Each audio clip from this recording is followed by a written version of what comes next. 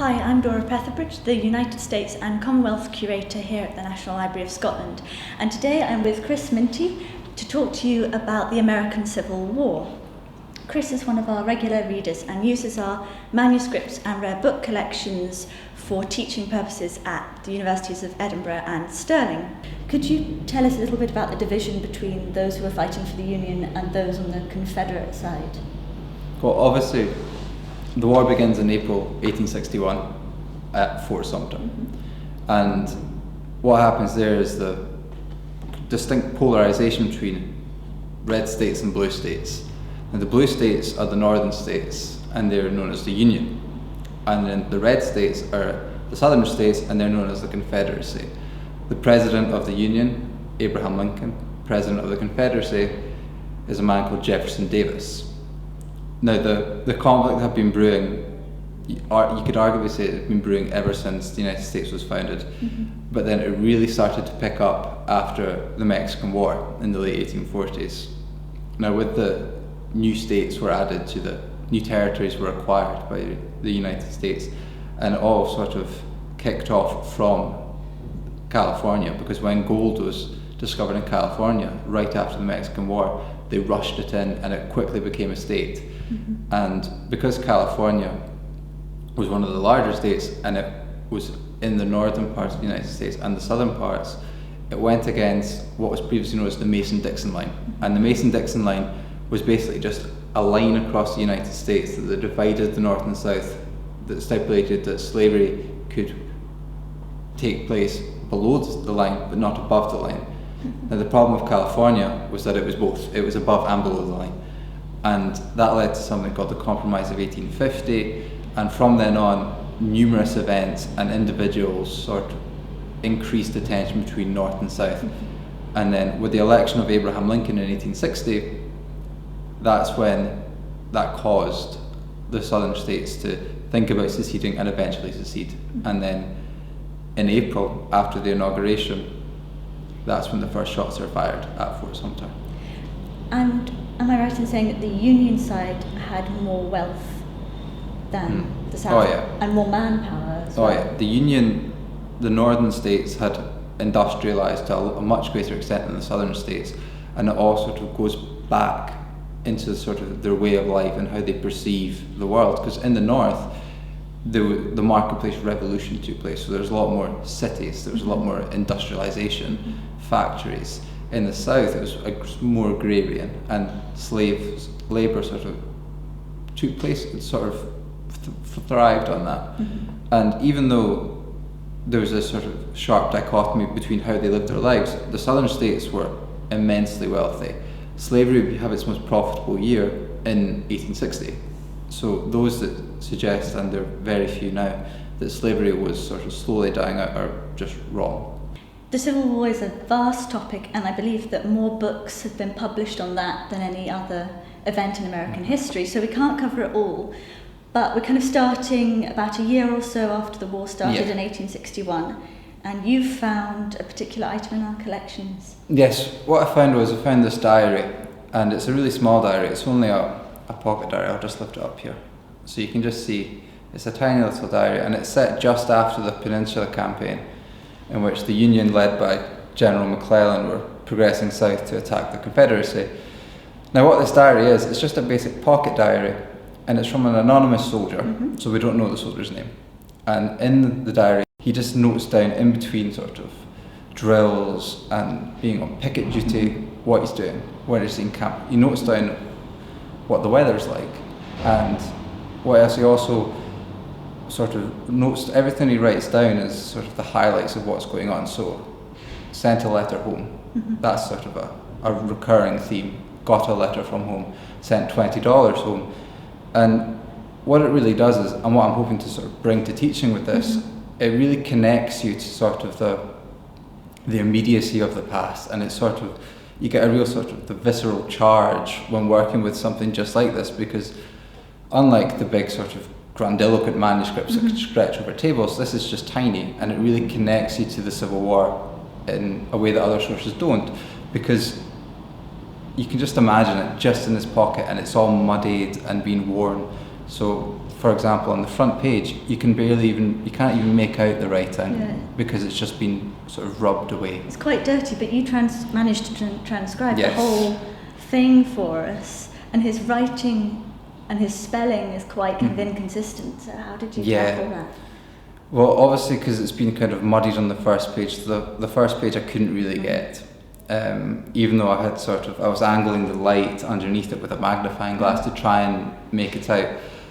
And the first few pages I struggled with a bit, but I managed to get probably about 90% of it. Because there are fewer mentions of fighting in that than anything else. That kind of gets the least attention. He says only sometimes hard fighting, but I think there's only once or twice when he said there was hard fighting or there was fighting somewhere else near us.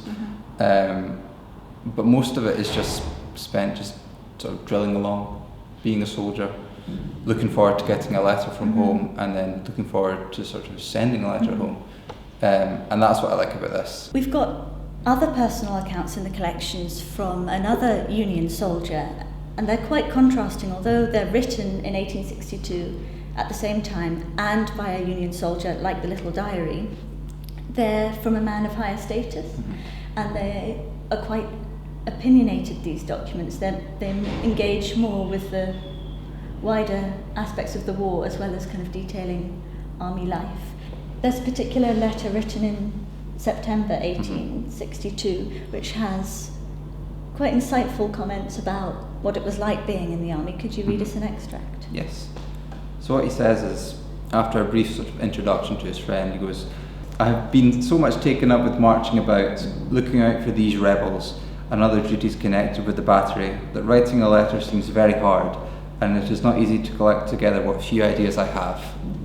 So with that, that gives you another connection to how the war was fought, and it gives you a nice window from which to understand what it was like to be a soldier in 1860s America, fighting against your fellow Americans, and what it would have been like.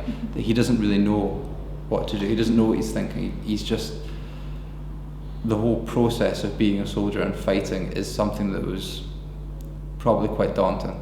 The psychological effect was massive. Yeah, and knowing that he's in camp and the sort of irregularity of battle, you didn't know when it was going to happen. You were more likely to die from a disease or an illness than being shot by a Confederate or your own troops. And the loss of life in this conflict was huge. It was more than any other war that America's ever been involved in. So it's a huge scale of death. And like you say, mostly from disease. What kind of thing did the men suffer from?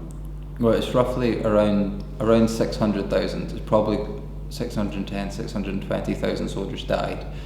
And the diseases that they died from our current perspective, we'd be quite surprised at, because they died from things like dysentery and diarrhea, gangrene, measles, sort of diseases, illnesses that could be tackled in the 21st century. This was just before sort of the revolution in medicinal care in the 1870s, 1880s. So there was no antiseptic anesthesiology hadn't really been developed. So a lot of legs were amputated, a lot of arms are amputated, and in these texts here, this is a medical and surgical history of the War of the Rebellion. It provides really graphic images of what it was like, and it lists individual case studies. So this is a completely different source to the letters, but it connects them all together. Because what it has case studies from individual soldiers primarily from the north, and what was wrong with them, whether they'd been shot, whether they succumbed to illness, and how they treated it, and whether the soldier died or he went on to live. And it gives you a real sort of portal to understand who is fighting. So there are 16-year-olds, 14-year-olds, and then going up to people that are in their 40s. And it gives you a nice sort of roll call. So by 1865, things had become very extreme. The Union forces just razed large portions of the South to the ground. What was happening then to bring the war to a close? With this sort of scorched earth policy implemented by Union generals, most notably William T. Sherman, they were just trying to sort of suck the life out of the South by destroying their will to fight. So they would go through towns and just destroy, just level them. And it was, some have argued that it's the first real instance of total war in which they're not just attacking other soldiers, they're trying to attack the South will to go on. By April 1865, at Appomattox Courthouse, Confederate General Robert E. Lee meets with the Union General Ulysses S. Grant, and they negotiate peace terms. Now, Robert E. Lee turns up ready for an official surrender. He turns up in his sort of smartest, most grandiloquent uniform with his sword, ready to present his sword to U.S. Grant. As a symbol? As a symbol of surrender. Grant turns up kind of dishevelled, not in his best uniform by any stretch of the means, and just, he's ready to just sort of say, okay. And then he lets the Southern soldiers, they just go home. Southern soldiers just to go home. Now Lee he's sort of held under house arrest for a while, but that sort of brings a close to the American Civil War. And Jefferson Davis, the president, he goes into prison. He gets taken into prison, but he's never charged. The president of the Confederacy, yeah. And meanwhile, Lincoln is in Washington, or is he kind of Lincoln's being on the field? Celebrated. He became a symbol for the war effort, and by ensuring victory, by maintaining the Union, he was sort of elevated onto this level that no president since arguably Washington had been before. Whereas Washington built the United States, Lincoln saved the United States, and he was widely celebrated, and gone were the days in which he almost didn't get back into office in 1864. He was sort of a demigod seen in society. So quite suddenly, at the end of the Civil War, the United States loses Abraham Lincoln quite unexpectedly. Can you tell us what happened in April 1865? Well, Lincoln and his wife go to the theatre. Now, while at the theatre, a Confederate man called John Wilkes Booth shoots him.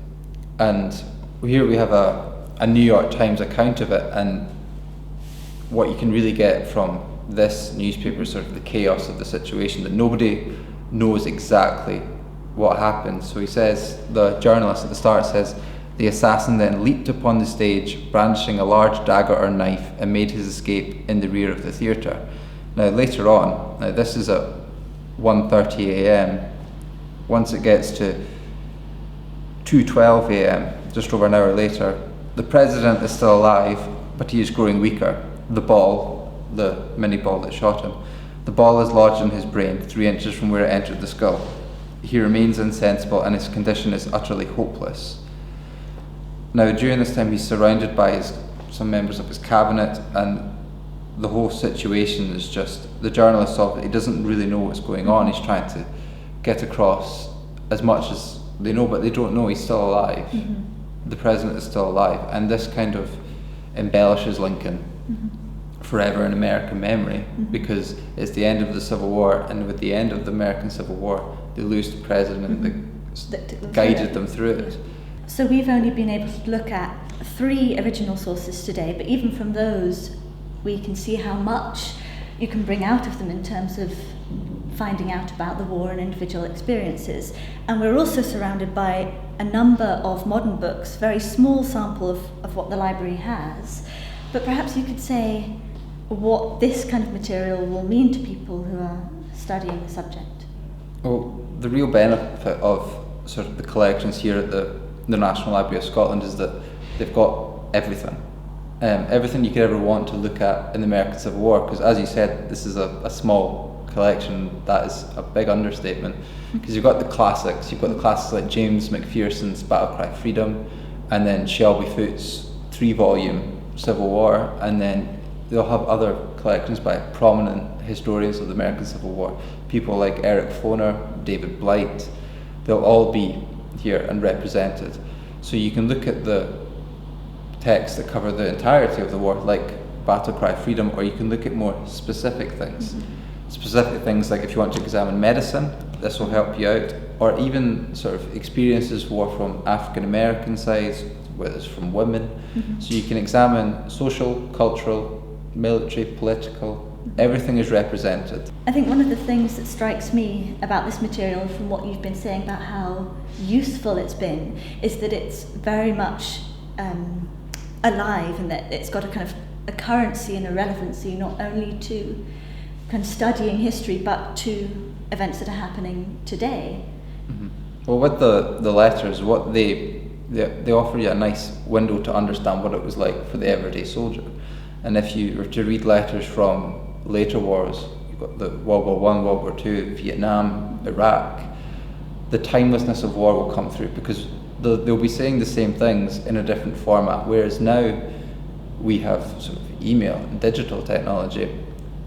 The same things will be coming up. People are thinking about home, about their family, about their friends, whereas in the 1860s, scribbled down in a tiny little diary or sent home to a friend in another city, the same things sort of ring true, and it's people are concerned about what's going on the battlefield and the war more generally, but they're also thinking about their mother, their father, their brother, and what's going on back home, and they're looking forward to going back home, and that sort of permeates all the sort of wars. And if you read people's correspondence, going back home, sort of the timelessness of the event doesn't render any sort of conflict irrelevant. The format may have changed, but the human experience hasn't. In this short video, Chris and I have just skimmed the surface of the vast subject of the Civil War and of the National Library's huge collections on the topic. If, like Chris, you would like to come in and look at our secondary sources and our unique original material, then please do so, because it is yours to use. If you are unable to come into the library, we have a number of online resources on slavery in Scotland, and on the Civil War, which are freely available. On behalf of the National Library of Scotland, thank you for watching.